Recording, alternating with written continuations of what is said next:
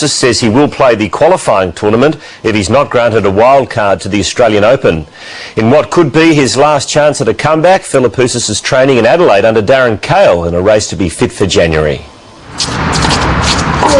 One last roll of the dice for Mark Philippoussis, now ranked outside the top 1,000 in the world and needing wild cards to play in the Adelaide International and Australian Opens.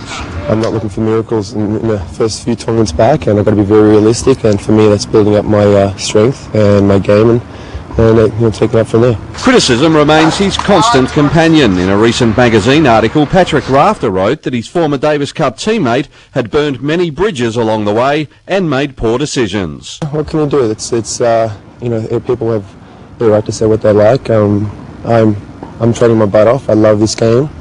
If I didn't, I wouldn't put myself through it every single time. Darren Cahill isn't among the 31-year-old's detractors. He's enthusiastically putting Philippoussis through his paces every day this week at Memorial Drive. Philippoussis has a protected world ranking of 112, leaving him close to direct inclusion in the Australian Open. He says he will play qualifying tournaments, albeit reluctantly, if he's not granted wildcards in Adelaide or Melbourne. Whatever happens, the critics seem certain to follow. Earlier this week, former coach John McEnroe said Philippoussis never listened to a word he said.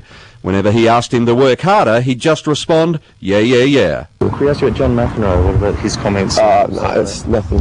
I don't have a comment. Thanks, guys. Thanks for your time, Matt. Paul Dowling, 10 News.